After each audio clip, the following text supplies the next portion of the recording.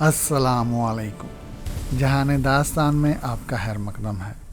روگی کی ایپیسوڈ 7 ملاحظہ فرمائیے۔ 9ویں روز میں ہوٹل سے نکل کر سیدھا پاگل خانے پہنچا۔ جیون لال میرے ساتھ تھا۔ پاگل خانے کے بڑے ڈاکٹر گوبند ناتھ نے مجھے ہاتھوں ہاتھ لیا۔ ہمیں پجاری سمجھ کر وہ ہماری آؤبگت کرنے لگا، لیکن جب میں نے رحمت علی سے ملنے کی اجازت مانگی تو بڑے ڈاکٹر نے سنجیدگی سے انکار کرتے ہوئے کہا، مہاراج، اس دیوانے کے سلسلے میں اوپر سے بہت سخت احکامات دیے گئے ہیں۔ اسی کارن ہم نے اسے سب سے الگ تھلگ رکھا ہے اور کسی کو اس کے قریب نہیں جانے دیتے۔ کیا اس کی دیوانگی دوسروں کے مقابلے میں زیادہ خطرناک ہے؟ میں نے دریافت کیا۔ ایک بات پوچھوں مہاراج؟ گوبند ناتھ نے میرے سوال کا جواب دینے کے بجائے کہا۔ آپ کو اس مسئلے سے کیا دلچسپی ہے؟ میں نے گوبند ناتھ کے چہرے کو بغور دیکھا۔ اس کی آنکھوں کا تجسس اس بات کی ترجمانی کر رہا تھا کہ وہ مجھے جیون لال کو رحمت علی کے ذکر کے بعد سے مشتبہ نظروں سے دیکھ رہا ہے۔ میں نے گوبند ناتھ کی بات کا جواب دینے کے بجائے آنکھیں بند کر لی اور پورے دھیان سے اس کی دل کی گہرائی میں اترتا چلا گیا۔ وہاں ہزاروں سربستہ راز دفن تھے۔ اس کے گھریلو معاملات اور الجھنوں کا انبار موجود تھا۔ ماضی اور حال کے واقعات کا جال بنا ہوا تھا۔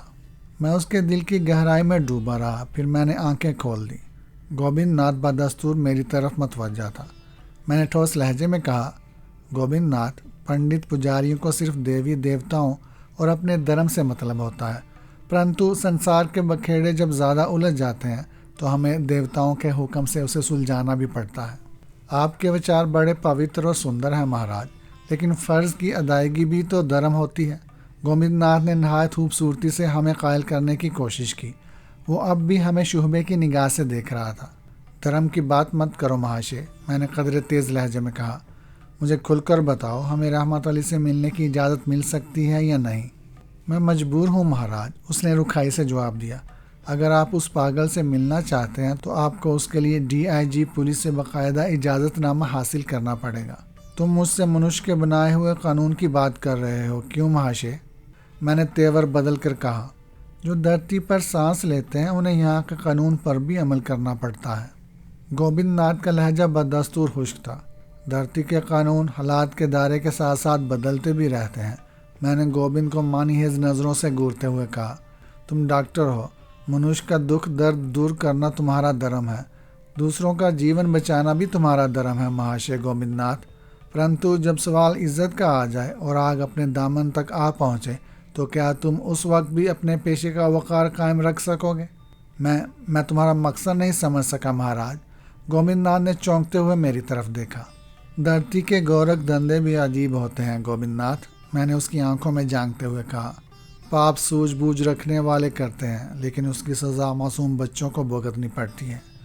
ایسے بچوں کو جو دھرتی پر قدم رکھنے سے پہلے ہی کوکھ کے اندر نشٹ کر دیے جاتے ہیں اور پھر اسی دھرتی پر لگن منڈپ سجائی جاتی ہے اور اس پاپن کو کنواری کنیا کے روپ میں کسی اور کے حوالے کر دیا جاتا ہے۔ اپنی عزت کی رکشا کرنے کے لیے اور دھرتی پر اپنا برم قائم رکھنے کے لیے منوش کو بڑے پاپڑ بیلنے پڑتے ہیں، کیوں مہاشے؟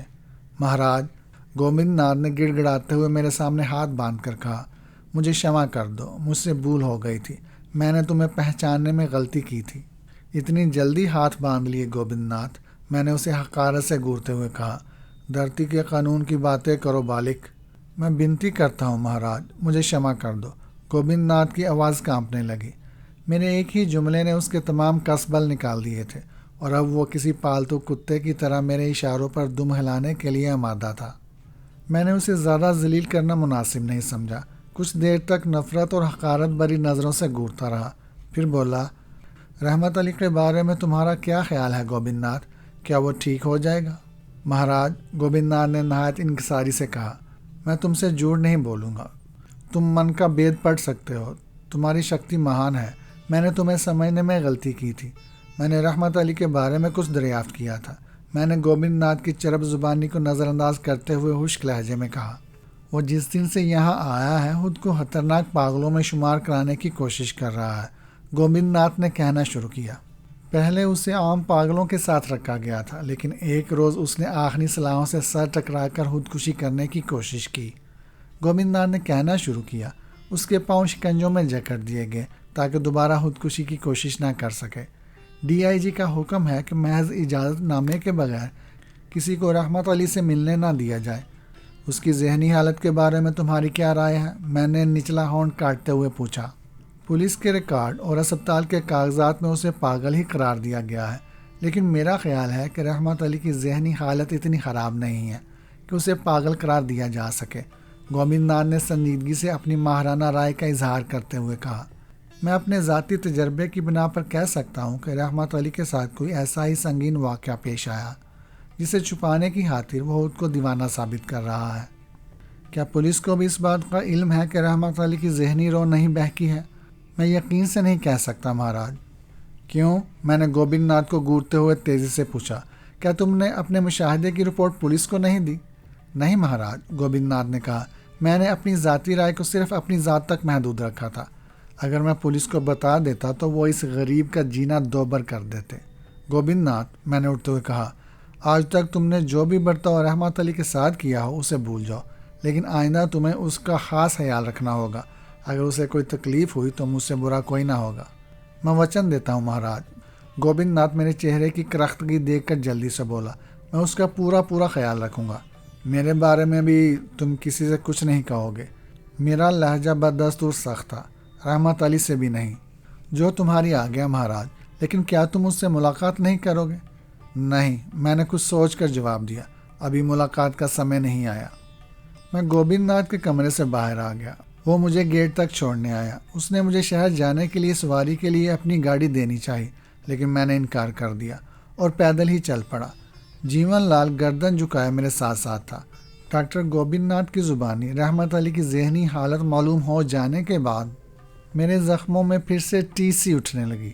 وہ جن اذیت ناک لمحوں کا مقابلہ کر رہا تھا، میں صرف اس کا اندازہ لگا سکتا تھا۔ حالات کے پیش نظر رحمت علی نے خود کو پاگل بنا کر دور اندیشی کا ثبوت دیا تھا، لیکن اس کے ذہن میں جو کربناک یادیں موجود تھی وہ غریب اس سے چھٹکارا نہیں پا سکتا تھا۔ اس نے حالات کے پیش نظر خودکشی کی کوشش بھی کی تھی۔ موت ہی ایک واحد ذریعہ تھا جو اس کے ذہن میں ابلتے ہوئے لاوے کو سرد کر سکتا تھا، لیکن اسے زندہ رہنے پر مجبور کر دیا گیا تھا۔ میرے ذہن میں آندیاں چل رہی تھیں۔ میں رحمت علی کی دلی حالت کا اندازہ لگا کر کانپ اٹھا تھا۔ اس بیچارے پر کیا گزر رہی ہوگی، اس کا اندازہ کون لگا سکتا تھا؟ یہ جان کر کہ رحمت علی کی ذہنی حالت مکمل طور پر مجروح نہیں ہوئی، مجھے خوشی ہوئی تھی۔ میرا دل چاہ رہا تھا کہ ایک بار چند لمحوں کے لیے اس سے مل لوں، اسے بتاؤں کہ امجد علی ابھی زندہ ہے اور اس کے ہاتھ اب اتنے دراز ہو گئے ہیں کہ جسے چاہے موت کے گھاٹ اتار سکتا ہے۔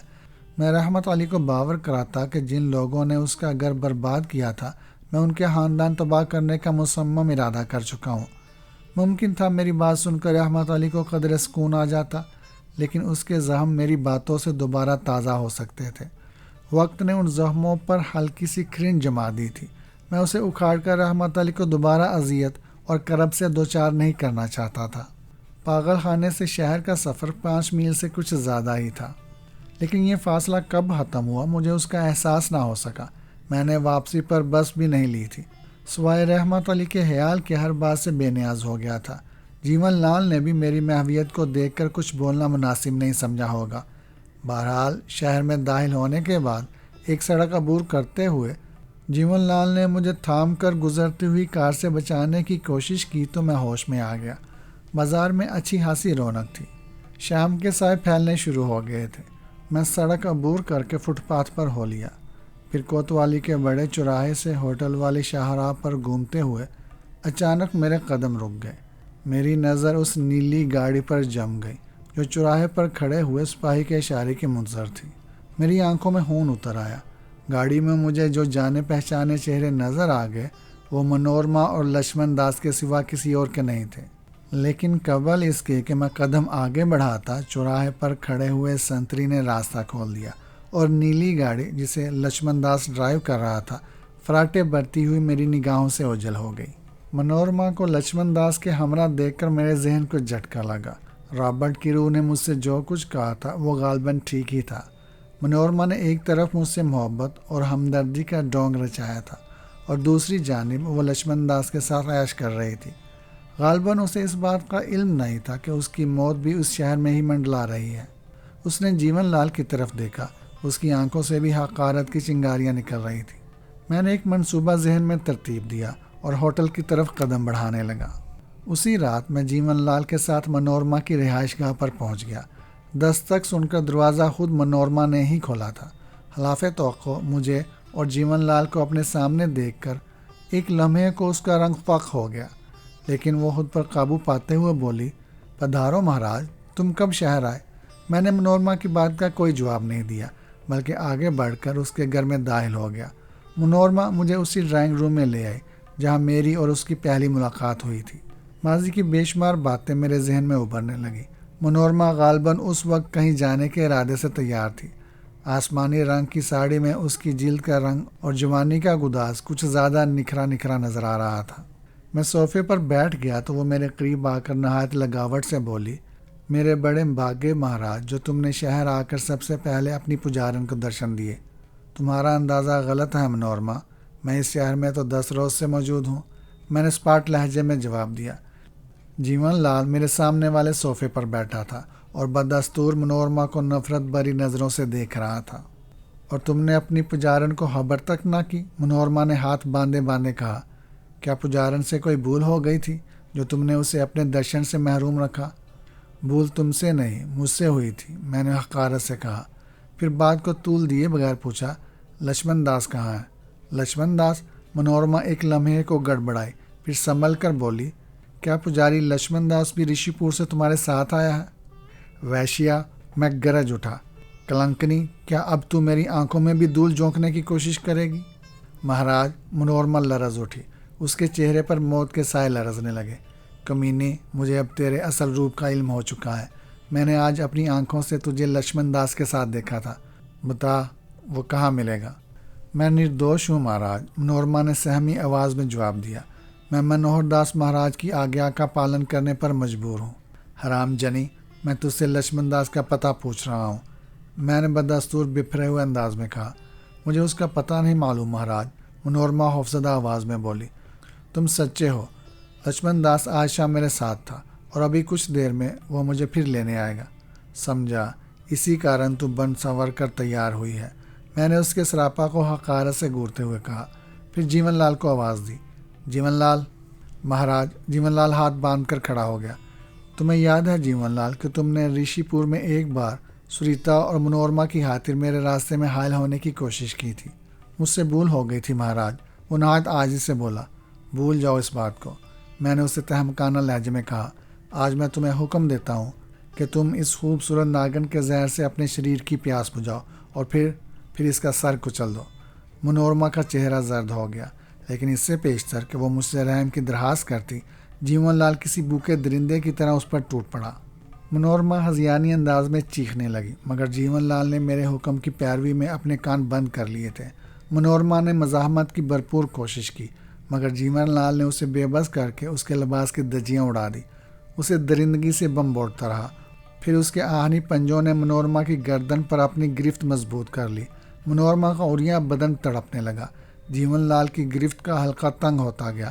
پھر وہ اسی وقت منورما کے پاس سے اٹھا تھا جب منورما کا جسم ساکت ہو گیا اور اس کی آنکھیں حلقوں سے ابل پڑی تھیں۔ میں اطمینان سے اپنی جگہ بیٹھا منورما کی موت کا بھیانک تماشا دیکھتا رہا۔ مجھے اب لکشمن داس کا انتظار تھا۔ رام لال نے رشی پور سے روانگی کے وقت مشورہ دیا تھا کہ میں لکشمن داس کے سائے سے بھی دور رہنے کی کوشش کروں، لیکن اس وقت میں بے چینی سے اس کا انتظار کر رہا تھا۔ منورما کے ساتھ ساتھ میں نے لکشمن داس کو بھی موت کے گھاٹ اتارنے کا فیصلہ کر لیا۔ منورما نے کہا تھا کہ لکشمن داس کچھ دیر بعد اسے لینے آئے گا۔ میں چاہتا تھا کہ لکشمن داس آ کر خود اپنی نظروں سے منورما کا عبرتناک انجام دیکھ لے اور اس کے بعد میں اسے بھی دنیا کے ہنگاموں سے چھٹکارا دلا دیتا، لیکن میری حسرتیں میرے دل ہی میں تڑپتی رہیں۔ میں نے آدھی رات تک لکشمن داس کا انتظار کیا، لیکن وہ نہیں آیا۔ شاید منورما نے مجھ سے جھوٹ بولا تھا یا پھر لکشمن داس کو حالات کا علم ہو گیا تھا اور اس نے جان بوجھ کر میرے سامنے آنے سے گریز کیا تھا۔ بہرحال میں نصف رات تک لکشمن داس کا انتظار کرتا رہا، پھر اٹھا اور منورما کی لاش کو ٹھوکر مارتا ہوا جیون لال کے ساتھ واپس اپنے ہوٹل آ گیا۔ جیون لال منورما کو موت کے گھاٹ اتارنے کے بعد اس طرح مطمئن ہو گیا تھا جیسے موت اور زندگی کی اس کے نزدیک کوئی اہمیت نہ ہو۔ دوسری صبح میں ناشتے سے فارغ ہو کر باہر جانے کا ارادہ کر ہی رہا تھا کہ دروازے کے باہر بھاگتے ہوئے قدموں کی آوازیں ابھرنی شروع ہوئیں۔ پھر کسی نے میرے کمرے کے دروازے کو زور زور سے پیٹنا شروع کیا۔ اس کے ساتھ ہی ہوٹل کے مینیجر کی آواز ابھری، جو کسی کو نہایت عقیدت سے میرے بے گناہ ہونے کا یقین دلانے کی کوشش کر رہا تھا۔ جیون لال نے وضاحت طلب نظروں سے میری طرف دیکھا اور میں حالات کی نزاکت کو محسوس کر کے مسکرا دیا۔ میں جانتا تھا کہ باہر دروازے پر پولیس کے سپاہی اپنے کسی افسر کے ساتھ موجود ہوں گے۔ لکشمن داس نے میرے مقابلے پر آنے کے بجائے غالباً پولیس کو منورما کے ساتھ پیش آنے والے حادثے سے آگاہ کر دیا تھا۔ مجھے اپنی برتری کا احساس ہو رہا تھا۔ میری نظریں دروازے پر مرکوز تھیں۔ اجیت کمار، دروازہ کھولو، نہیں تو ہم اسے توڑ دیں گے، باہر سے کسی نے کرخت لہجے میں چیخ کر کہا۔ دھیرج سے کام لو انسپکٹر صاحب، مہاراج کی نیند حرام ہو جائے گی، مجھے مینیجر کی آواز سنائی دی۔ میں پھر کہتا ہوں کہ کسی دشت نے مہاراج کے کان بھرے ہیں، ورنہ مہاراج۔ بکواس بند کرو، پہلی آواز نے مینیجر کا جملہ درمیان سے اچکتے ہوئے حقارت سے کہا۔ جیون لال غالباً ان آوازوں سے یہ جان گیا تھا کہ باہر خطرہ موجود ہے۔ اس کے چہرے پر گھبراہٹ کے بجائے کرختگی ابھر رہی تھی۔ پھر دوبارہ دروازے کو پیٹا گیا تو جیون لال بپھرے ہوئے انداز میں دروازے کی جانب بڑھا، لیکن میں نے اسے روکتے ہوئے نہایت سنجیدگی سے کہا، جیون لال، باہر قانون کے محافظ موجود ہیں، شاید وہ ہمیں گرفتار کرنے آئے ہیں۔ مجھے آگیا دو مہاراج، میں ان ہاتھوں کو توڑ دوں گا جو تمہاری طرف بڑھیں گے۔ جیون لال مٹھیاں بینچ کر بولا۔ نہیں جیون لال، میں نے اسے تاکید کی، خود کو قابو میں رکھو، جب تک میں اجازت نہ دوں تم خاموش ہی رہو گے۔ یہ تمہارا اپمان ہوگا مہاراج کہ پولیس کے گندے ہاتھ تمہارے شریر کو چھوئیں۔ جیون لال کا چہرہ سرخ ہو رہا تھا۔ تم چنتا مت کرو جیون لال، میں ٹھوس آواز میں بولا، میں جانتا ہوں کہ یہ سب کس کی شرارت ہے۔ مہاراج، جیون لال نے نہایت عاجزی سے کہا، تم اپنے ہاتھوں سے اپنے سیوک کا گلا گھونٹ دو، میری زبان بند رہے گی، لیکن پولیس تمہارا اپمان کرے یہ تمہارا سیوک برداشت نہیں کر سکے گا۔ نہیں، میں نے تہمکانہ لہجے میں کہا، تمہیں میرے حکم کی تعمیل کرنی ہوگی۔ جاؤ، دروازہ کھول دو اور اپنی زبان بند رکھنا۔ جیون لال ہاتھ ملتا ہوا دروازے کی جانب بڑھا تو میں اطمینان سے اپنے بستر پر بیٹھ گیا۔ دروازے پر پہنچ کر جیون لال نے ایک بار پھر میری طرف ملتجی نظروں سے دیکھا، پھر میرا اشارہ پا کر دروازہ کھول دیا۔ دوسرے ہی لمحے پولیس کا ایک انسپکٹر ریوالور تانے دناتا ہوا کمرے میں داخل ہوا۔ اس کے ساتھ 4 رائفل بردار سپاہی بھی تھے۔ ہوٹل کا مینیجر بری طرح بوکھلایا ہوا نظر آ رہا تھا۔ میں نے اپنی نگاہیں پولیس انسپکٹر کے چہرے پر گاڑ دی۔ جیون لال دروازہ کھولنے کے بعد میرے قریب آ کھڑا ہوا۔ پولیس انسپکٹر چند ثانیے تک مجھے گھورتا رہا، پھر سخت لہجے میں بولا، کیا اجیت کمار تمہارا ہی نام ہے؟ تمہارا خیال بالکل درست ہے، میں نے نرم لہجے میں کہا، اجیت کمار میرا ہی نام ہے۔ کل رات تم کہاں تھے؟ انسپکٹر کا لہجہ بدستور سخت تھا۔ اسی شہر میں تھا، میں نے لاپرواہی سے جواب دیا۔ تم؟ انسپکٹر میرے جواب سے اور مشتعل ہو گیا۔ کیا کل رات تم کسی مونا نامی لڑکی سے ملے تھے؟ اس کا نام منورما ہے بالک، میں نے انتہائی اطمینان سے کہا۔ رشی پور کے مہان پجاری مہاراج منوہر داس کی اپرمپار شکتیوں نے مونا کو اپنا دھرم بدلنے پر مجبور کر دیا تھا اور وہ مونا سے منورما پجارن بن گئی تھی۔ مجھے اپنے سوال کا جواب درکار ہے، انسپکٹر بگڑے ہوئے تیور سے بولا۔ کیا تم کل رات منورما سے ملے تھے؟ ہاں، میرا جواب بڑا مختصر تھا۔ تم نے کس مقصد سے اس سے ملاقات کی تھی؟ میرے اور پجارن منورما کے درمیان کیول ایک ہی رشتہ دھرم کا تھا، میں نے اس بار قدرے تلخ لہجے میں کہا۔ پجاری اور پرجارنوں کے ملاپ کا مقصد بھی ایک ہی ہوتا ہے بالک، دھرم کی سیوا کرنا۔ کیا تمہیں اس بات کا علم ہے کہ کل رات پجارن منورما کو قتل کر دیا گیا ہے؟ انسپکٹر کا لہجہ کراہ تھا۔ تم یہاں کس کارن آئے ہو؟ میں اٹھ کھڑا ہوا۔ جیون لال میرے قریب کھڑا غصے سے ہونٹ کاٹ رہا تھا۔ ہمیں اس بات کا ثبوت مل چکا ہے کہ تم آخری آدمی ہو جس نے کل رات منورما پجارن سے ملاقات کی تھی، اور تمہارے جانے کے بعد منورما کو مردہ حالت میں پایا گیا تھا، اس لیے میں تمہیں گرفتار کرنے کی غرض سے آیا ہوں۔ سنو بالک، میں نے سرد لہجے میں کہا، پجاریوں سے چھیڑ چھاڑ اچھی نہیں ہوتی، قانون سب کے لیے یکساں ہوتا ہے پجاری مہاراج۔ انسپکٹر نے میری شخصیت کا مذاق اڑاتے ہوئے کہا، ہمارے پاس تمہارے قاتل ہونے کا ثبوت بھی موجود ہے، تمہیں اگر اپنی صفائی میں کچھ کہنا ہے تو عدالت کے روبرو کہنا۔ مہاراج نردوش ہیں، جیون لال بول پڑا، پجارن منورما کے قتل سے مہاراج کا کوئی تعلق نہیں۔ پھر کس کا تعلق ہے؟ انسپکٹر نے جیون لال سے سوال کیا۔ یہ معلوم کرنا تمہارا کام ہے، میں نے جیون لال کو گھورتے ہوئے انسپکٹر سے کہا۔ تم ہم سے کیا چاہتے ہو؟ تم دونوں خود کو قانون کے حوالے کر دو، چلو ہم تمہارے ساتھ چلنے کو تیار ہیں، پرنتو اتنا یاد رکھو کہ تمہیں پجاریوں سے چھیڑ چھاڑ بہت مہنگی پڑے گی۔ میرا لہجہ بدستور سرد تھا۔ ان دونوں کو ہتھ کڑیاں پہنا دو، انسپکٹر نے اپنے سپاہیوں کو حکم دیا تو میں ضبط نہ کر سکا۔ میرے دل میں آئی کہ ایک ہی بار میں اس کا کریا کرم کر دوں، لیکن میں نے خود کو قابو میں رکھتے ہوئے کہا، سنو بالغ، تم ہمیں اپنے ساتھ لے چلنا چاہتے ہو تو ہم تیار ہیں، لیکن تم ہمارا اپمان نہیں کر سکتے۔ اپمان؟ انسپکٹر زہر خون سے بولا۔ گھبراؤ مت مہاراج، ہم نے حوالات میں تمہاری آؤ بھگت کا انتظام بھی کر رکھا ہے۔ پھر انسپکٹر نے سپاہیوں کو ہتھ کڑیاں لگانے کا حکم دیا۔ میں انسپکٹر کو قہر آلود نظروں سے گھورتا رہا۔ جیون لال نے اپنا نچلا ہونٹ پوری شدت سے دانتوں میں بینچ لیا۔ اس کے چہرے پر خون کی سرخی تیر رہی تھی۔ انسپکٹر کے حکم پر ایک سپاہی نے آگے بڑھ کر میرے ہاتھ میں ہتھ کڑی ڈال دی۔ میں بدستور انسپکٹر کو گھورتا رہا۔ ہوٹل کا مینیجر بری طرح بوکھلایا ہوا نظر آ رہا تھا۔ کیا دیکھ رہے ہو مہاراج؟ انسپکٹر نے پھر میرا مذاق اڑاتے ہوئے کہا، کیا اپنے چرنوں پر چلنے کا ارادہ نہیں ہے؟ بالغ، میں نے فیصلہ کن لہجے میں کہا، اپنے سپاہیوں سے کہو کہ ہتھ کڑیاں کھول دیں۔ بات بگڑ گئی تو ہمیں دوش مت دینا۔ شافت سے چلے چلو مہاراج، نہیں تو ہمارے آدمی مجبوراً تمہیں ڈنڈا ڈونی کر کے اٹھا لے جائیں گے۔ جواب میں نے قہر آلود نگاہوں سے انسپکٹر کو گھورا، پھر میرے ہونٹ متحرک ہو گئے۔ میں نے اپنا ہاتھ اوپر اٹھایا اور ایک منتر کا جاپ کر کے پھونک ماری تو آہنی ہتھ کڑیاں ٹوٹ کر زمین پر گر گئیں۔ انسپکٹر جو چند ساتھ پہلے میرے سامنے غرا رہا تھا، اب مجھ سے خوفزدہ نظر آنے لگا۔ میں چاہتا تو قانون کے ان محافظوں کو بھی اپنے منتروں کے ذریعے ٹھکانے لگا سکتا تھا، لیکن میں نے صبر سے کام لیا اور حالات کے پیش نظر خود پولیس والوں کے ساتھ ہو لیا۔ انہوں نے پھر مجھ سے کچھ کہنے کی جرات نہیں کی۔ ہوٹل کے باہر لوگوں کا ہجوم تھا۔ میں نے ان کو حقارت سے گھورا اور خاموشی سے جیون لال کے ساتھ پولیس جیپ میں بیٹھ گیا۔ راستے میں انسپکٹر نے مجھ سے یا جیون لال سے کوئی باز پرس نہیں کی۔ کوتوالی پہنچ کے انسپکٹر نے چند کاغذات کی ہانہ پوری کی، پھر اپنے افسروں سے صلاح مشورے کے بعد مجھے اور جیون لال کو کوتوالی کے لاک اپ میں بند کر دیا۔ حوالات میں سارا دن میں سنگلاہ فرش پر بیٹھ حالات کے بارے میں غور کرتا رہا۔ جیون لال میرے پیر دباتا رہا۔ دوپہر کو ایک سنتری میرے لیے کھانا لایا، لیکن میں نے کھانا کھانے سے انکار کر دیا۔ حالات کے پیش نظر ضروری تھا کہ میں جلد از جلد انسپکٹر رحمان کی بہن راحیلہ کا انتقام پورا کر کے اس شہر کو ہمیشہ کے لیے خیرآباد کہہ دیتا۔ چنانچہ میں نے انتقام کے ایک آخری منصوبے کو پورا کرنے کا فیصلہ کر لیا۔ دن بھر میں اپنے منصوبے کے مختلف پہلوؤں پر غور کرتا رہا۔ پھر رات ہوئی تو میں اٹھ کھڑا ہوا۔ کوتوالی میں اس وقت ڈیوٹی افسر اور چند سپاہی موجود تھے۔ حوالات کے کٹہرے کے سامنے والی راہداری میں ایک مسلح سنتری پہرا دے رہا تھا۔ باہر گہری تاریکی اور سکوت تھا۔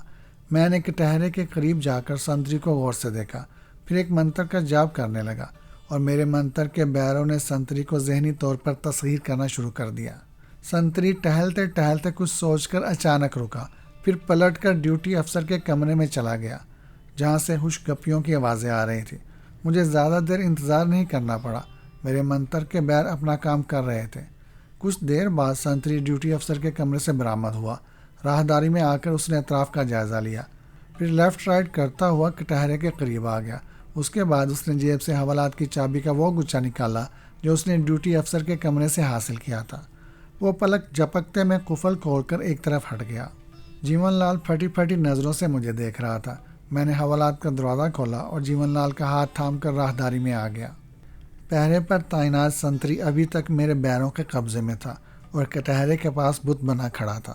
میں نے ڈیوٹی افسر کے کمرے کے سامنے سے جانے کے بجائے بائیں طرف والی راہداری کا راستہ اختیار کیا، جو کوتوالی کے احاطے سے ملحق افسروں کی رہائش گاہوں کی طرف جاتا تھا۔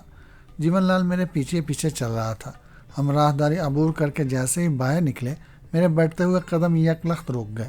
میری رگوں میں دوڑتے ہوئے خون کی گردش تیز ہو گئی۔ میری آنکھوں میں انتقام کے شعلے بھڑک اٹھے۔ میرے سامنے پجاری لچمن داس سینہ تانے کھڑا مجھے کینہ توز نظروں سے گھور رہا تھا۔ لچمن داس نے عین وقت پر میرے راستے میں حائل ہو کر میری لامحدود پرسار قوتوں کو للکارا تھا۔ میں نے اسے اپنے راستے سے ہمیشہ کے لیے دور کر دینے کی ٹھان لی۔ رشی پور کا پرسرار پجاری لچمن داس سینہ تانے کھڑا مجھے کینہ توز نظروں سے گھور رہا تھا۔ وہ عین وقت پر میری راہ میں حائل ہوا تھا۔ شاید وہ میرے فرار کے منصوبے کو ناکام بنانے کا خواب دیکھ رہا تھا۔ مجھے اس کی جسارت پر غصہ آ گیا۔ میں نے اسے ہمیشہ کے لیے اپنے راستے سے ہٹانے کا ارادہ کر لیا۔ رام لال نے مجھے اس حبیث کے بارے میں محتاط رہنے کا مشورہ دیا تھا۔ جیون لال نے بھی یہی کہا تھا کہ آدمی کو اگر ناک ڈس لے تو وہ بچ سکتا ہے، لیکن لچمن داس کے کانٹے کا کوئی منتر نہیں۔ میں دیکھنا چاہتا تھا کہ ہم دونوں میں سے زیادہ طاقتور کون ہے۔ یوں بھی لچمن داس کی نگاہوں میں میرے لیے حقارت موجود تھی۔ ایسی صورت میں میری جانب سے کسی ہچکچاہٹ کا مظاہرہ میری بزدلی کی دلیل ہوتا جو مجھے کسی طور منظور نہیں تھا۔ لچمن داس نے ابھی تک ایک لمحے کو پلکیں نہیں جھپکائی تھی۔ اس نے جیون کو قطعاً نظر انداز کر دیا تھا، لیکن اس کے باوجود جیون لال کی حالت قابل دید تھی۔ وہ میرے بائیں جانب یوں سہما کھڑا تھا جیسے اب اسے اپنی زندگی کی کوئی امید نہیں تھی۔ مجھے جیون لال کی کم ہمتی پر غصہ آ گیا تھا، لیکن میں نے بھی اس موقع پر اسے نظر انداز کر دیا۔ لچمن داس کی شخصیت میرے لیے زیادہ اہم تھی۔ میں نے بھی قہر آلود نظروں سے اسے گھورنا شروع کر دیا۔ چند ثانیے تک میں نگاہوں میں اسے تولتا رہا، پھر قبل اس کے کہ میں لچمن داس سے اپنے راستے میں حائل ہونے کی وجہ دریافت کرتا، وہ سرسراتی آواز میں بول پڑا، یہ تم ہو اجیت کمار مہاراج؟ کہیں تاریکی میں میری آنکھیں دھوکہ تو نہیں کھا رہیں؟ اس کے لہجے میں طنز تھا۔ ہاں، میں ٹھوس لہجے میں بولا، یہ میں ہی ہوں لچمن داس۔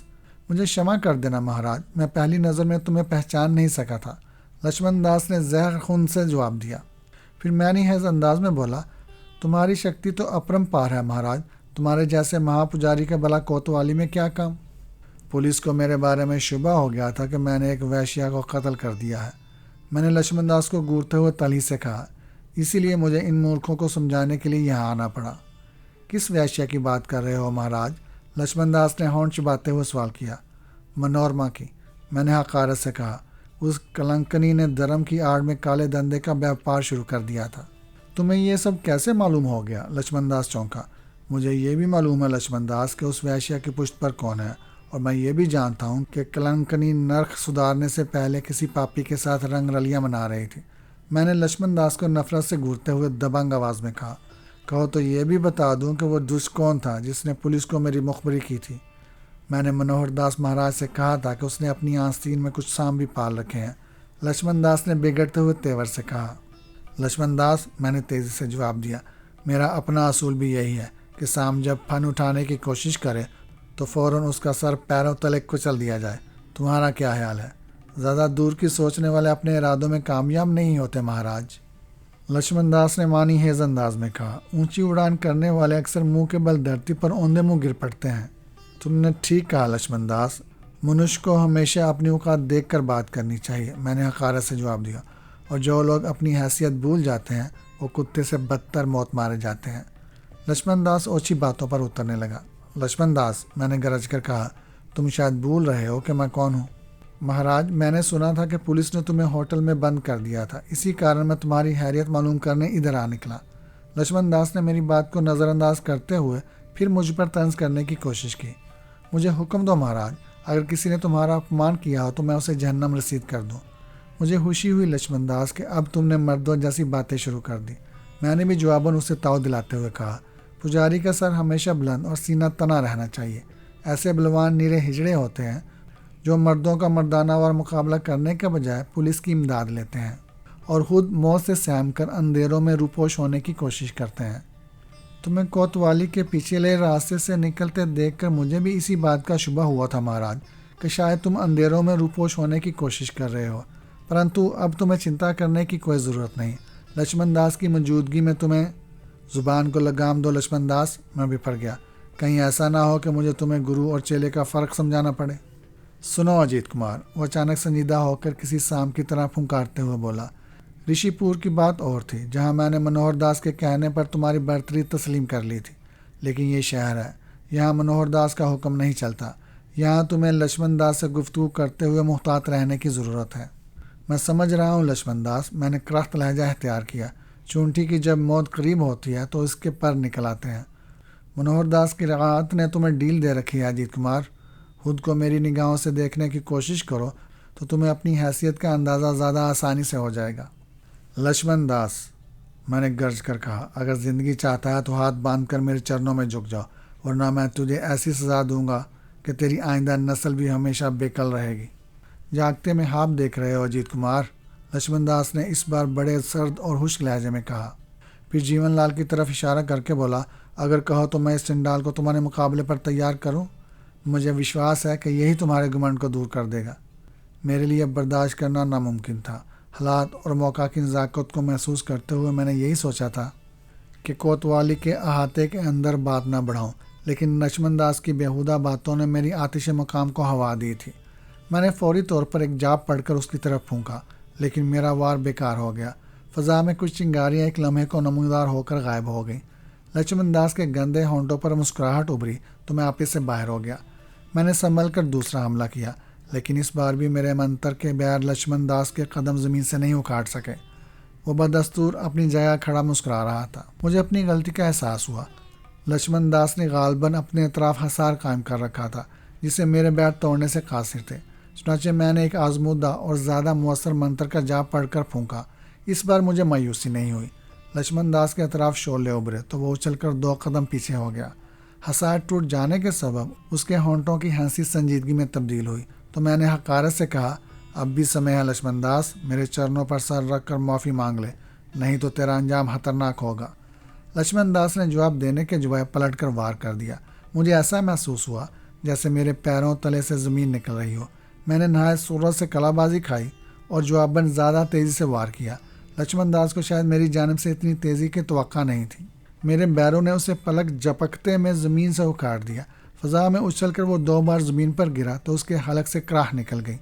میں نے فوری طور پر دوسرا حملہ کیا، لیکن اب لچمن داس کو میری قوت کا اندازہ ہو گیا تھا۔ اس نے زمین پر گرتے ہی تیزی سے کروٹ بدلی اور میرے حملے سے خود کو بچاتے ہوئے جوابی وار کیا۔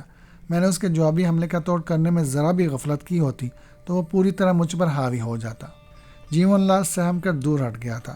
ہمارے درمیان منتروں اور جاپوں کا مقابلہ جاری تھا۔ کبھی میرے بیر لچمن داس پر غالب ہو جاتے تھے اور کبھی اس کے بیر مجھ پر حاوی ہونے لگتے تھے۔ لچمن داس کے ناپاک وجود کو ملیا میٹ کرنے کی خاطر میں نے پے در پے اپنے تمام جنتر منتر آزما ڈالے، لیکن لچمن داس برابر میرے حملوں کا توڑ کرتا رہا۔ مجھے آہستہ آہستہ اس بات کا احساس ہو رہا تھا کہ لچمن داس کو زیر کرنا اتنا آسان نہیں جتنا کہ میں نے سوچ رکھا تھا۔ میرے ترکش کے تیر ایک ایک کر کے ختم ہو گئے تو لچمن داس کے حملوں میں اچانک شدت پیدا ہو گئی۔ میں نے خود کو بچانے کے لیے تمام جتن کر ڈالے، لیکن ایک بار ذرا سی چوک ہو گئی اور اسی لمحے لچمن داس کے بیروں نے مجھے اس طرح جکڑ کر بے بس کر دیا کہ میں زبان ہلانے سے بھی قاصر ہو گیا۔ اب میں اپنے موذی دشمن کے رحم و کرم پر تھا۔ میری زبان بند تھی، اس لیے میں کسی منتر کا جاپ کرنے سے قاصر تھا۔ لچمن داس کی خون اگلتی آنکھیں مجھ پر مرکوز تھیں۔ اس نے میری بے بسی کا مذاق اڑاتے ہوئے کہا، کیا بات ہے مہاراج، اس طرح زمین پر کیوں لیٹے ہو؟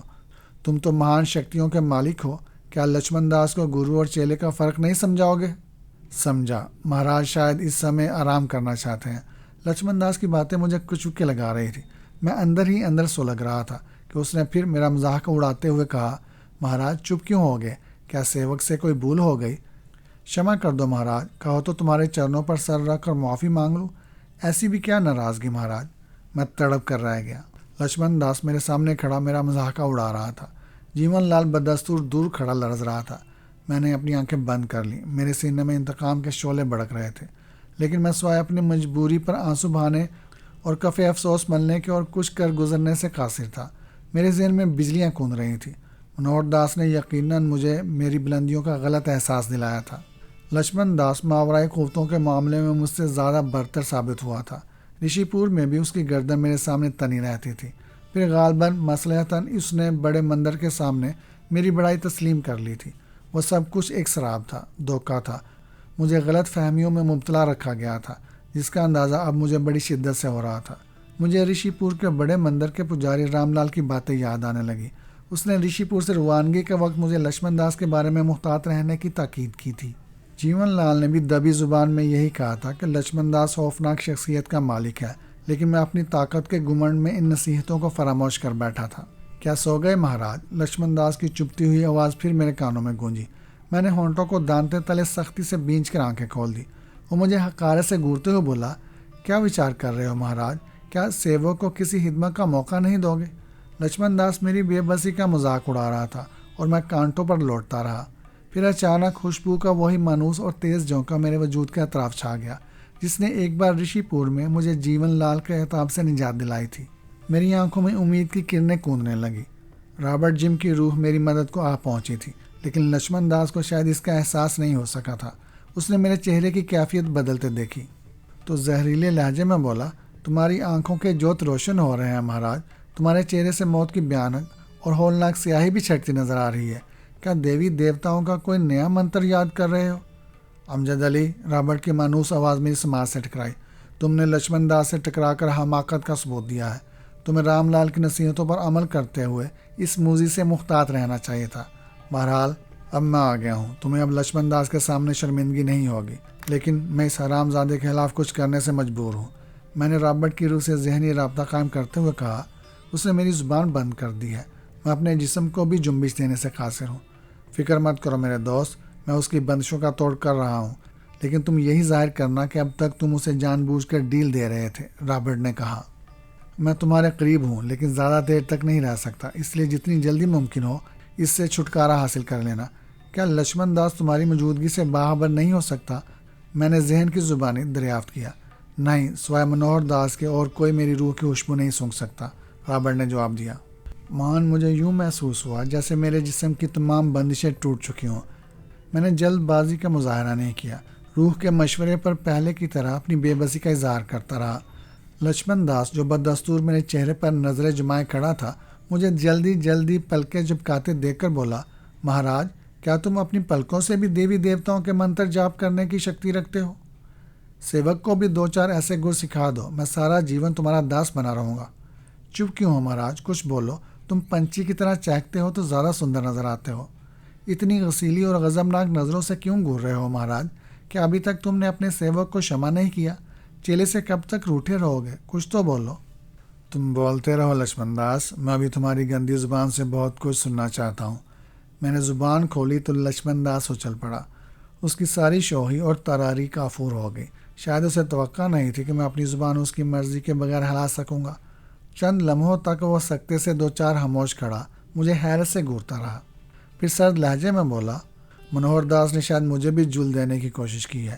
رشی پور سے میری واپسی کے بعد غالباً اس نے تجھے 2-4 گر اور سکھا دیے ہیں، لیکن میں دیکھتا ہوں کہ تجھے میرے ہاتھوں سے کون بچا سکتا ہے۔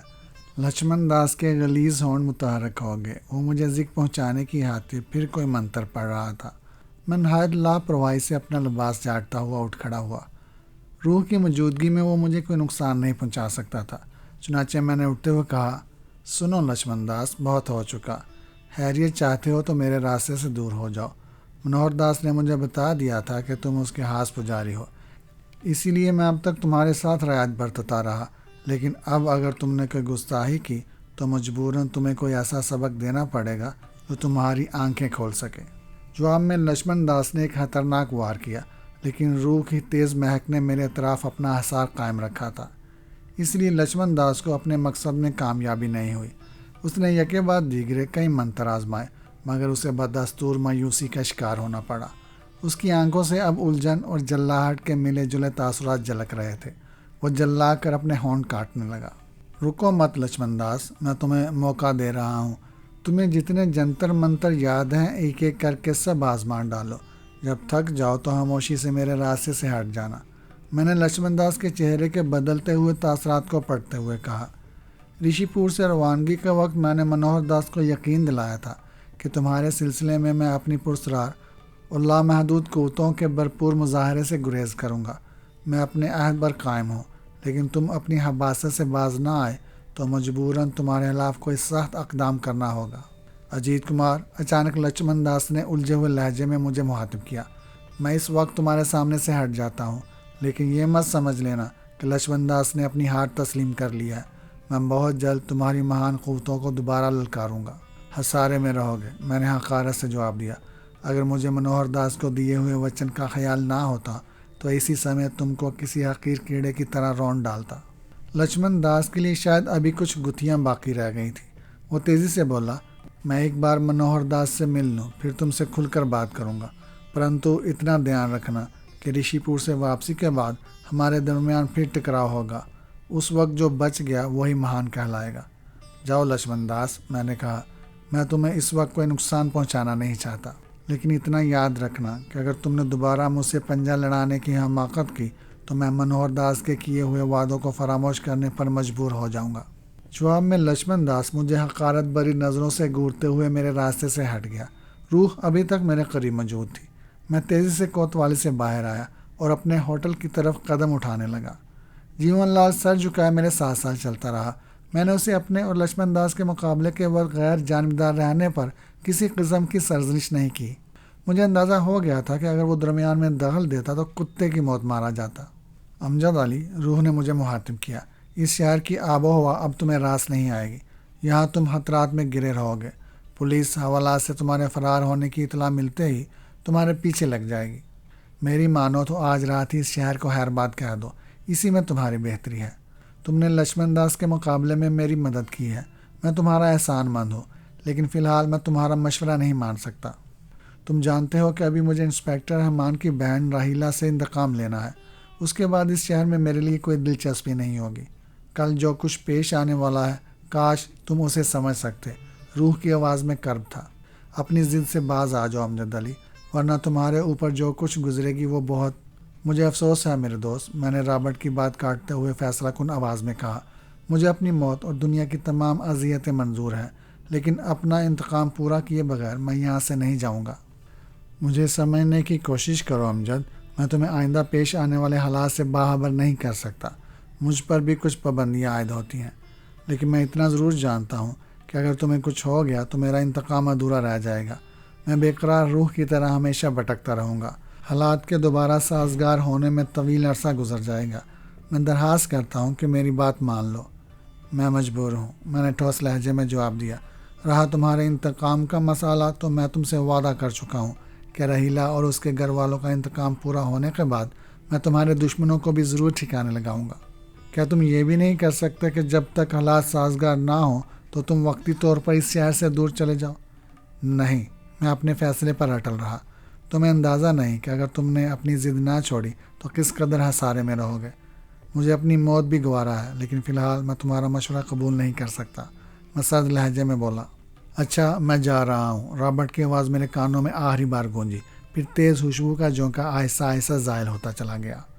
ہوٹل کے قریب پہنچ کر میں نے اپنا راستہ بدل دیا اور پاگل خانے والی سڑک پر لمبے لمبے قدم اٹھانے لگا۔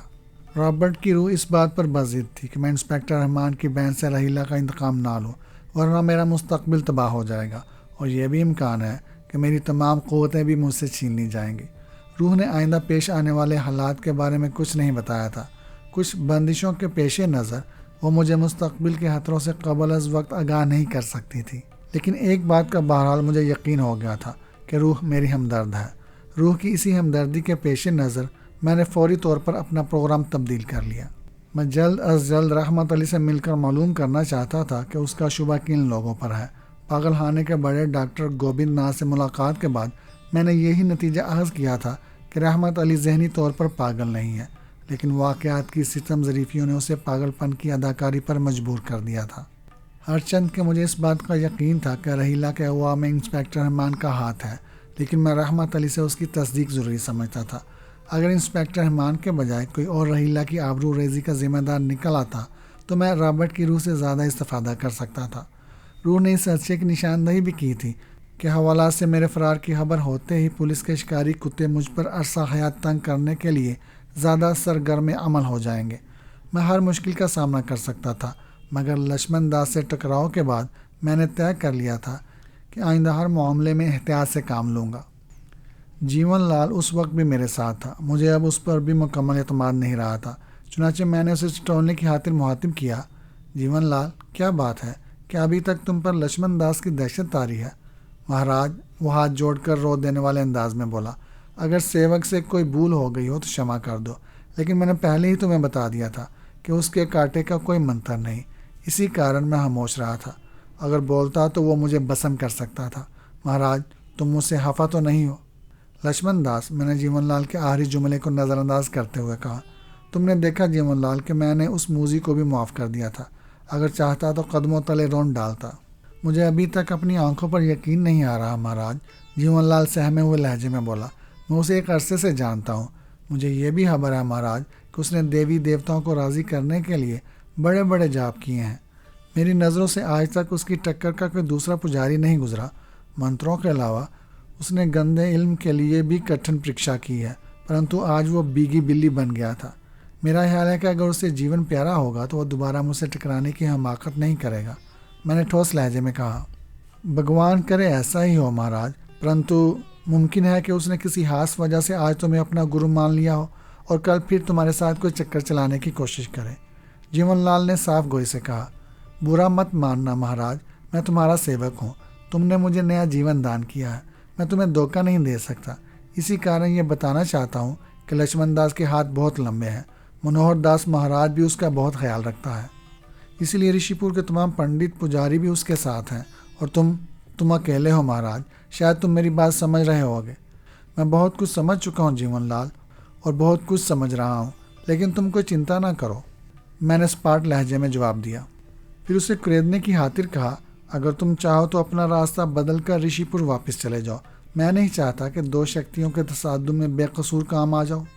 مہاراج، جیون لال نے اچانک جھک کر میرے قدم تھام لیے اور گڑ گڑاتے ہوئے بولا، بھگوان کے لیے مجھے غلط مت سمجھو، میں تمہارا سچا سیوک ہوں، تمہارے ایک اشارے پر اپنا جیون دان کر سکتا ہوں، مجھے اپنے چرنوں سے دور مت کرو مہاراج، مجھ سے کوئی غلطی ہو گئی ہو تو معاف کر دو، میں ہاتھ جوڑ کر بنتی کرتا ہوں۔ جیون لال کے لہجے میں صداقت تھی، اس لیے میں نے اپنے خلوص دل سے معاف کر دیا اور دوبارہ تیز تیز قدم اٹھانے لگا۔ راستے میں ہمارے درمیان کوئی اور بات نہیں ہوئی۔ پاگلخانے کا فاصلہ 5 میل کے قریب تھا، لیکن میں نے یہ راستہ پیدل ہی طے کرنے کی ٹھان لی تھی۔ جیون لال سر جھکائے میرے ساتھ قدم اٹھاتا رہا۔ گوبند ناتھ کی رہائش گاہ احاطے کے ساتھ ساتھ تھی۔ ایک دروازہ باہر کی جانب بھی تھا جو پاگلخانے کے دروازے سے تقریباً 25 گز کے فاصلے پر تھا۔ عام طور پر اس دروازے کو شاید ہی بند رکھا جاتا تھا، لیکن میں نے اس وقت اسی دروازے پر دستک دی تھی۔ رات کے 11:30 بجے تھے۔ مجھے زیادہ دیر انتظار نہیں کرنا پڑا۔ تیسری دستک پر دروازے کی دوسری سمت سے مجھے گوبند ناتھ کی بھاری آواز سنائی دی۔ کون ہے؟ دروازہ کھولو گوبند ناتھ، میں ہوں اجیت کمار، میں نے خالص پجاریوں کے لہجے میں کہا۔ چند ثانیوں بعد دروازہ کھول دیا گیا۔ گوبند ناتھ شب خوابی کے لباس میں میرے سامنے کھڑا تھا، لیکن اس کے چہرے پر الجھن اور پریشانی کے ملے جلے تاثرات نمایاں تھے۔ اتنی رات گئے خلاف توقع میری آمد شاید اسے گناہ بھی گزری تھی، لیکن بظاہر اس نے نہایت اخلاق سے مجھے اندر بلا لیا، اور پھر جب ہم آرام سے بیٹھ گئے تو اس نے نہایت انکسار سے اس وقت ہماری آمد کا مقصد دریافت کیا۔ گوبند ناتھ، میں اس وقت رحمت علی سے معلومات کے لیے آیا ہوں، میں نے سنجیدگی سے جواب دیا۔ اتنی رات گئے؟ وہ قدرے گھبرا گیا، پھر کچھ سوچ کر بولا، تم آرام سے یہاں رات گزارو مہاراج، میں صبح ہوتے ہی رحمت علی سے تمہاری ملاقات کرانے کی کوشش کروں گا۔ مجھے رحمت علی سے اسی وقت ملنا ہے گوبند ناتھ، میں نے اسے گورتے ہوئے تلخی سے کہا۔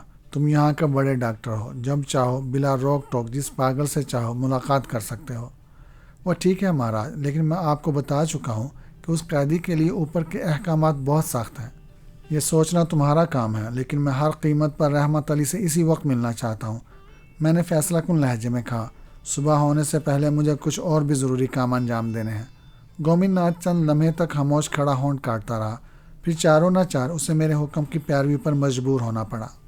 وہ مجھے انتظار کرنے کو کہہ کر اندر چلا گیا۔ آدھے گھنٹے تک اس کی واپسی نہیں ہوئی تو مجھے اندیشہ ہوا کہ کہیں گوبند ناتھ میرے ساتھ کوئی چال بازی نہ کر بیٹھے، لیکن میں نے طے کر رکھا تھا کہ اگر ایسا ہوا تو سب سے پہلے اسی کو ٹھکانے لگاؤں گا، مگر میرے اندیشے غلط ثابت ہوئے۔ گوبند ناتھ نہ صرف یہ کہ 40 منٹ بعد خود واپس آ گیا، بلکہ رحمت علی کو ایک سنتری کے ساتھ لے آیا۔ وہ انہیں دیکھتے ہی اٹھ کھڑا ہوا۔ رحمت علی کو دیکھ کر میرے ذہن کو شدید جھٹکا لگا۔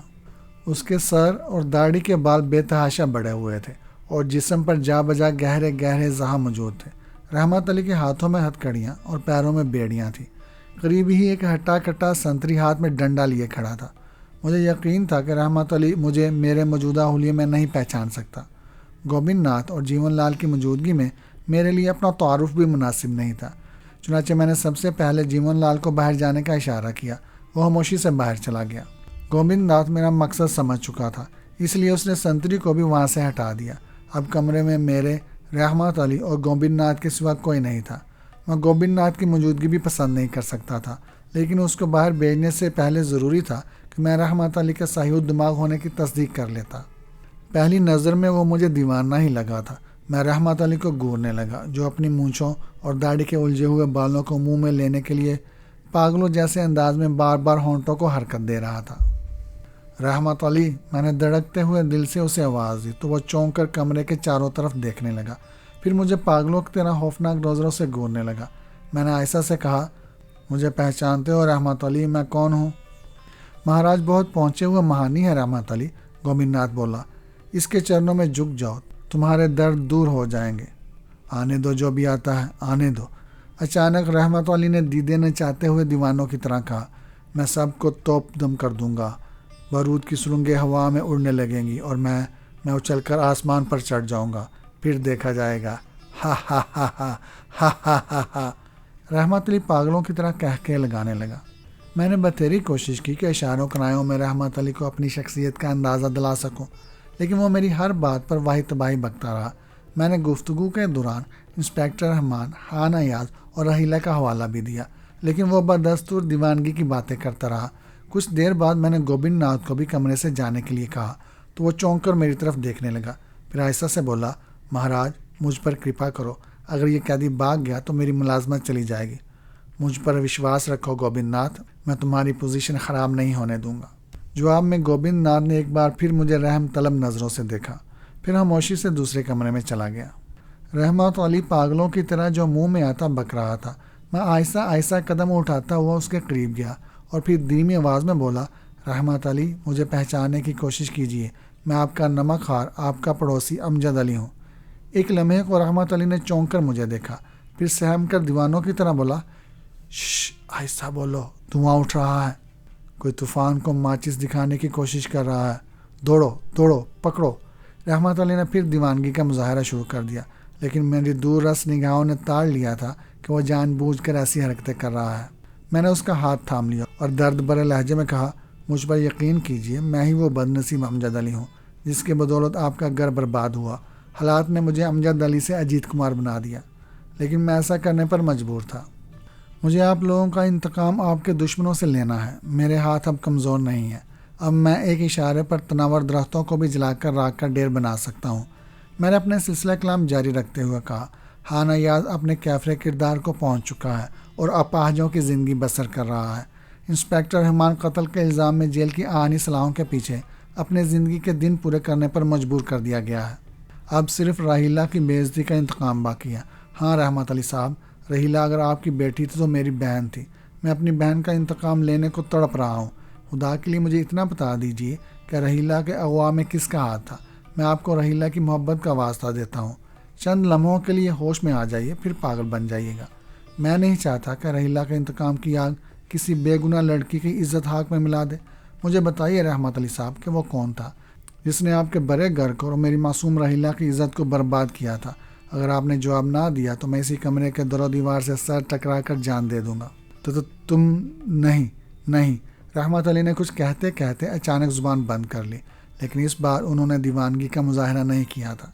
میں سمجھ گیا کہ وہ مجھے نہیں پہچان سکے تھے اور میرے موجودہ حلیے میں مجھے بحیثیت امجد علی ماننے کو تیار نہیں تھے، لیکن جب میں نے انہیں اپنے پاک اور مقدس کتاب کی قسمیں کھا کر اپنے امجد علی ہونے کا یقین دلایا تو ان کی آنکھوں سے آنسو بہنے لگے اور ہونٹ کپ کپانے لگے۔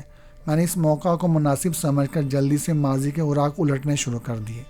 وہ خاموشی سے آنسو بہاتے رہے اور میری رداد سنتے رہے۔ میں خاموش ہوا تو رحمت علی نے چھت کی طرف دیکھ کر ایک سر داہ بھری، پھر اپنے ہونٹ چبانے لگے۔ میں کچھ دیر ان کے جواب کا منتظر رہا۔ وہ بدستور خاموش رہے تو میں نے ہاتھ جوڑ کر درخواست کی، رحمت علی صاحب، وقت بہت کم ہے اور ابھی مجھے بہت کچھ کرنا ہے۔ دشمن میری گات میں ہے، کہیں ایسا نہ ہو کہ آپ کی طویل خاموشی مجھے تاریکی میں موت سے ہمکنار کر دے اور مجھے میدان حشر میں رحیلہ کے سامنے شرمندہ ہونا پڑے۔ خدا کے لیے مجھے صرف اتنا بتا دیجیے کہ کیا میرا یہ اندازہ درست ہے کہ انسپکٹر رحمان کے اشارے پر یہ سب کچھ ہوا تھا؟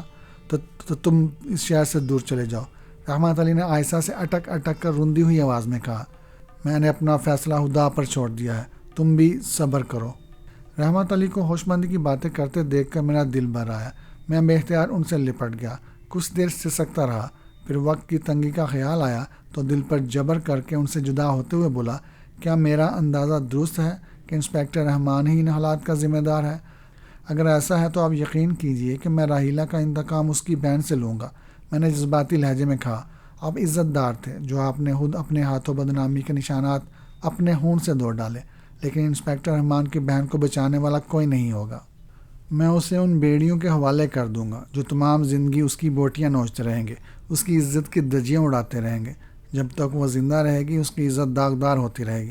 نہیں امجد میاں، رحمت علی سسک کر بولے، جو غلطی انسپکٹر رحمان سے سرزد ہوئی تھی اس کی سزا اس کی بہن کو نہیں ملنی چاہیے۔ میرا دل خوشی سے جھوم اٹھا، مجھے میرے سوال کا جواب مل گیا تھا۔ میں نے غصے سے کانپتے ہوئے کہا، آپ کو یقین دلاتا ہوں رحمت علی صاحب کہ جب تک انسپکٹر رحمان کی بہن سے رحیلہ کا انتقام نہیں لوں گا چین سے نہیں بیٹھوں گا۔ تم ایسا نہیں کرو گے، رحمت علی نے درخواست کی، لیکن میں نے ان کی ایک نہ سنی اور گوبند ناتھ کو آواز دے کر اندر بلا لیا۔ رحمت علی نے مجھے شکایتی نظروں سے گھورا، پھر گوبند ناتھ کی موجودگی کے پیش نظر پاگلوں کی طرح واحد تباہی بکنے لگے۔ میں نے گوبند ناتھ کو رحمت علی کا خیال رکھنے کی تاکید کی، پھر رحمت علی پر الوداعی نظر ڈالتا ہوا باہر آ گیا، جہاں جیون لال میرا منتظر تھا۔ پاگل خانے سے جب میں شہر واپس پہنچا تو اس وقت صبح کے تقریباً 5 بج رہے تھے۔ کوتوالی کا عملہ میری گمشدگی پر بری طرح بوکھلایا ہوا تھا۔ انسپکٹر اپنے کمرے میں بیٹھا اپنے ماتحتوں پر گرج رہا تھا۔ پولیس کے لاک اپ سے میرا سنتریوں کی موجودگی میں اس طرح فرار ہونا کسی کو کانوں کان خبر نہ ہو، ہر فرد کے لیے حیرت انگیز بات تھی۔ معاملہ اگر اوپر تک پہنچتا تو کوتوالی کا وہ تمام عملہ برطرف ہو سکتا تھا جو رات ڈیوٹی پر تھا۔ حالات کے پیش نظر میں پاگل خانے سے سیدھا کوتوالی پہنچا۔ پولیس انسپکٹر اس وقت نائٹ ڈیوٹی کو اس سنتری کو پھاڑ کھانے کی کوشش میں چلا رہا تھا جسے بطور خاص میرے اوپر تعینات کیا تھا۔ انسپکٹر کے کمرے میں دوسرے افسر بھی گنگ بیٹھے تھے۔ میں چند ثانیے باہر کھڑا اندر کی چیخو پکار سنتا رہا، پھر نہایت آرام سے جیون کے ساتھ اندر داخل ہو گیا۔ مجھ پر نظر پڑتے ہی انسپکٹر کو جیسے سانپ سونگ گیا۔ وہ پھٹی پھٹی آنکھوں سے مجھے گھورنے لگا۔ کمرے میں موجود دوسرے عملے کے افسران بھی مجھے یوں ہی حیرت بھری نظروں سے گھورنے لگے جیسے میں دنیا کا 8واں عجوبہ ہوں۔ پولیس انسپکٹر پر سکتہ طاری تھا۔ شاید اس کی ملازمت میں وہ پہلا اتفاق تھا کہ کوئی مجرم حوالات سے فرار ہونے کے بعد کچھ گھنٹوں میں از خود پلٹ آیا ہو۔ اس سنتری کی حالت بھی قابل دید تھی جس نے میرے بیروں کے اشارے پر رات حوالات کا تالا کھولا تھا۔ میں واپس آ گیا ہوں مہاشے، میں نے کمرے کے ناخوشگوار سکوت کو توڑتے ہوئے براہ راست انسپکٹر کو مخاطب کیا۔ اپنے آدمیوں سے کہو کہ مجھے دوبارہ حوالات میں بند کر دے۔ تم کہاں غائب ہو گئے تھے مہاراج؟ انسپکٹر نے بوکھلائے ہوئے لہجے میں دریافت کیا۔ میں نے تم سے پہلے ہی کہا تھا معاشے کہ پنڈت پجاریوں سے چھیڑ چھاڑ اچھی نہیں ہوتی، پرنتو میں یہ بھی جانتا تھا کہ تم لوگ میری وجہ سے کسی پریشانی میں گرفتار ہو جاؤ گے، اسی کارن میں کچھ ضروری کام نمٹا کر واپس آ گیا ہوں۔ ہم قانون کے ہاتھوں مجبور ہیں سادھو مہاراج، انسپکٹر نے ہونٹ کاٹتے ہوئے کہا۔ ہمیں تم سے کوئی ذاتی اناد نہیں ہے، میں سمجھ رہا ہوں بالک کہ تم نردوش ہو، میں نے اسپاٹ لہجے میں کہا۔ مہاراج، کیا ہم امید رکھیں کہ تم آئندہ ہمیں بتائے بغیر غائب نہیں ہوگے؟ انسپکٹر کے لہجے میں التجا تھی۔ میں کوشش کروں گا بالک کہ تمہارے اوپر کوئی آنچ نہ آنے پائے، میں نے بے پرواہی سے جواب دیا۔ پجاری مہاراج، ہم تم سے یہ بھی پوچھنا چاہیں گے کہ تمہیں حوالات سے فرار ہونے کا موقع ہمارے کس آدمی نے فراہم کیا تھا؟ انسپکٹر کے ایک ماتحت نے جو شکل و صورت سے سخت گیر نظر آتا تھا مجھے گورتے ہوئے قدرے برہمی سے سوال کیا۔ میری پیشانی شکن آلود ہو گئی، مجھے اس کا لب و لہجہ گراں گزرا تھا۔ کیا تم میں اتنی شکتی ہے بالک کہ تم مجھے یہاں آہنی سلاحوں کے پیچھے اپنی مرضی سے روک سکو؟ ہم جیل کی سلاحیں توڑنے والوں کو گولی مار دینے کا بھی اختیار رکھتے ہیں۔ انسپکٹر کا ماتحت بگڑے ہوئے انداز میں اٹھ کھڑا ہوا۔ تم انسپکٹر صاحب کی رعایت سے ہماری طاقت کا غلط اندازہ لگانے کی کوشش مت کرو۔ سارجنٹ مراد، انسپکٹر جو ہوٹل میں میری گرفتاری کے وقت میری طاقت کا اندازہ لگا چکا تھا، تیزی سے بولا، تمہیں مہاراج کی شان میں گستاخی نہیں کرنی چاہیے۔ بالک، میں نے مراد کو گورتے ہوئے سرد لہجے میں کہا، تیرا خون گرم دکھائی دیتا ہے، اسے ٹھنڈا رکھنے کی کوشش کیا کرو ورنہ کسی دن تجھے پچھتانا پڑے گا۔ یہ بھی یاد رکھ کہ جو لوگ دنیا کو ٹھوکر مار دیتے ہیں وہ تجھ جیسے نوجوان کی شکتی پر بھی دھیان نہیں دیں گے۔ اپنے قد کو دیکھ کر باتیں کیا کر مورخ۔ پجاری، سارجنٹ مراد دوسرے ماتحتوں کی موجودگی میں اپنی حد تک برداشت نہ کر سکا۔ انسپکٹر کی نصیحت کو فراموش کرتے ہوئے زیادہ کرخت لہجے میں بولا، تم غالباً اپنی حیثیت بھول کر مجھ سے گفتگو کرنے کی کوشش کر رہے ہو، تمہاری کافی جرأت ہے۔ سارجنٹ کی شے پا کر کمرے میں موجود دوسرے پولیس والوں نے بھی مجھے حقارت سے گھورنا شروع کر دیا۔ میرے لیے اب ضروری ہو گیا تھا کہ انہیں ان کی حیثیتوں کا اندازہ دلا دوں۔ چنانچہ میں نے ایک منتر پڑھ کر اس کی طرف پھونک دیا۔ دوسرے ہی لمحے مراد کی حالت قابل دید تھی۔ اس کے چہرے پر اچانک کرب کے تاثرات ابھر آئے۔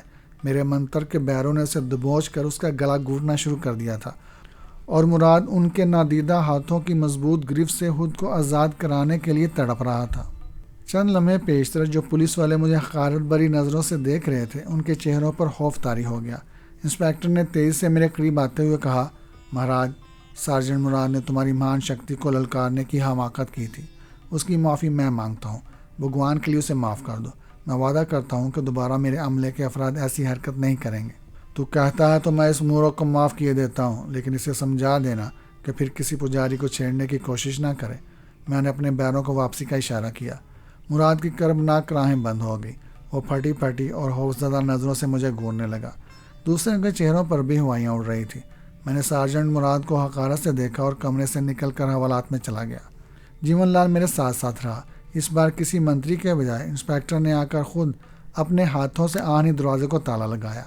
پھر جاتے جاتے اس نے نہایت بے بسی سے کہا، مہاراج کوئی ضرورت ہو تو مجھے بلا لینا، مجھے بھی اپنا سیوک ہی سمجھنا۔ جا بالک آرام کر، میں نے انسپکٹر کو دھتکارتے ہوئے کہا اور حوالات کے سنگلاس زمین پر لیٹ کر آنکھیں بند کر لیں۔ جیون لال قریب بیٹھ کر میرے پیر دبانے لگا۔ یہ کہانی ابھی جاری ہے۔